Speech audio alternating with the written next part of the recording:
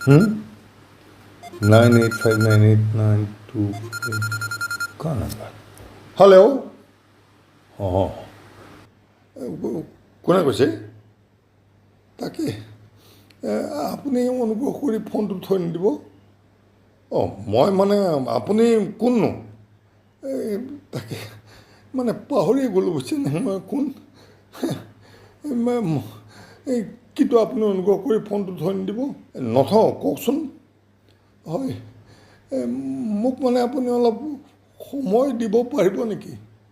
কি কথা কওকচোন। মানে অলপ কথা পাতিবলৈ মন গৈছিলে।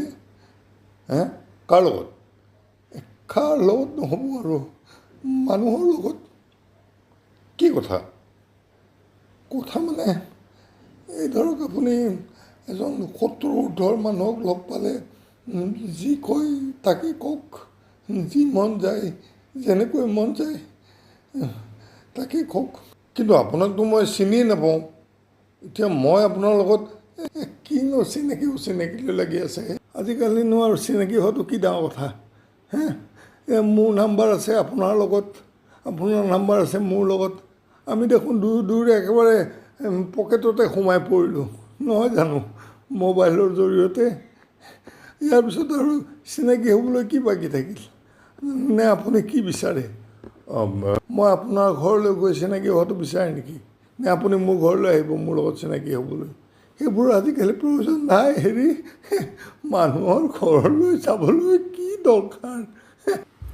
আজিকালি মোবাইলতে সম্পৰ্কৰ সৃষ্টি, মোবাইলতে সম্পৰ্কৰ শ্ৰীবৃদ্ধি আৰু মোবাইলতে সম্পৰ্কৰ ওম শান্তি। সেইবোৰ অহা যোৱাৰ ঝামেলা ল'বলৈ নাই। আপুনিও ৰিপ হৈ থাকক আৰু মোকো ৰিপ হৈ থাকিবলৈ দিয়ক। ৰিপ মানে নহয়, আপুনিও শান্তিত থাকক ঘৰতে, ময়ো শান্তিত থাকোঁ ঘৰতে।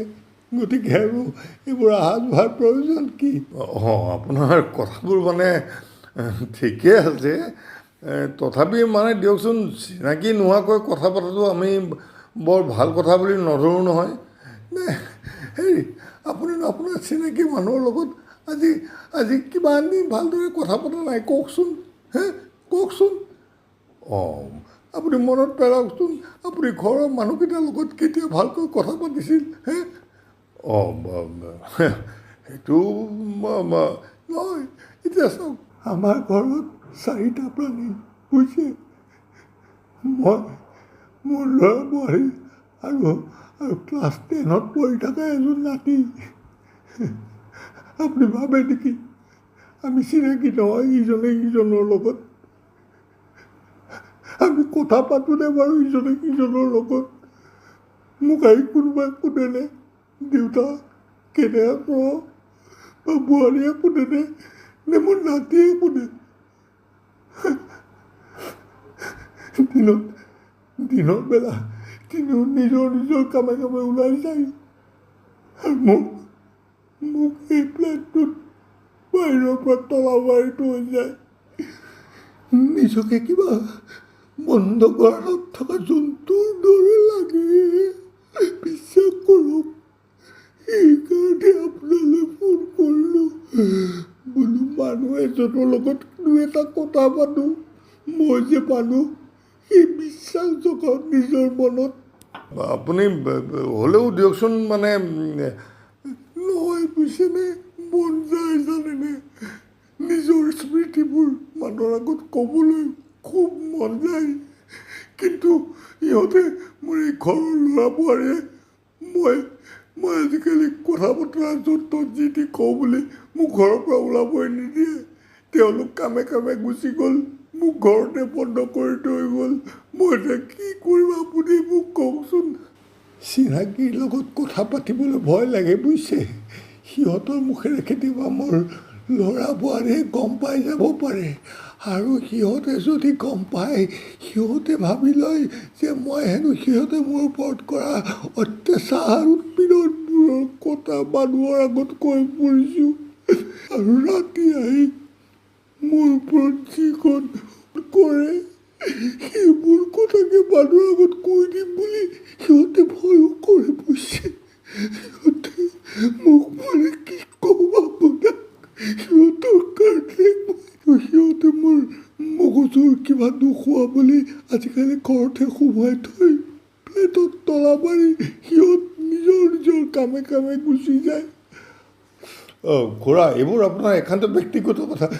ব্যক্তিগত কৰি আৰু কিমান নিজৰ বুকুখনত আঘাত দি থাকিম কওকচোন, ক'বলৈ মন যায়হে নহয় জানো।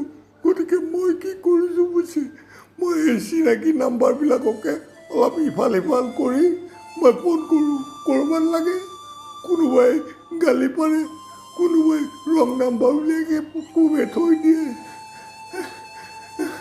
বৰ দুখ লাগে জানেনে, ইমান বেয়াকৈ কয় কিছুমানে, কিন্তু মই মানুহ কথা পাতিবৰ বাবে এইবোৰ কৰি জানেনে, কথা পাতিবলৈ মানুহৰ লগত কথা পাতিবলৈ বিচাৰে মানে। খুৰা, আপোনাৰ কথাখিনি শুনি মোৰ খুব দুখ লাগিছে, কিন্তু আপুনি ধৈৰ্য ধৰকচোন। থওক হেৰি, আৰু ধৈৰ্য ধৰিবলৈ আছে, কিন্তু এতিয়াতো জীৱনটো থবৰে হ'ল। বৰ ভুল কৰিলোঁ জীৱনত, বৰ ভুল কৰিলোঁ। ইহঁতৰ কাৰণে মই ইমান কৰিব নালাগিছিল। মানুহজনেও মোক এৰি থৈ গুচি গ'ল। বৰ সাধৰী মানুহ আছিলে তেওঁ, মোক এৰি গুচি গ'ল।